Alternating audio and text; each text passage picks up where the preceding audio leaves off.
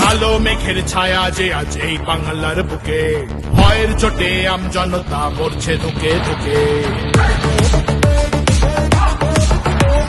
কালো মেঘের ছায়া যে আজ এই বাংলার বুকে, ভয়ের চোটে আমজনতা মরছে ধুকে ধুকে। শিক্ষার মান নিম্নগামী, আইন সর্বনেশে, বেকারত্বের জ্বালায় যুবক পালায় অন্য দেশে। পায়ে পায়ে খাচ্ছে ঠেলা নাগরিক অধিকার, তাই পাল্টানো দরকার, চাই বিজেপি সরকার। পাল্টানো দরকার, চাই বিজেপি সরকার। পাল্টানো দরকার, চাই বিজেপি সরকার।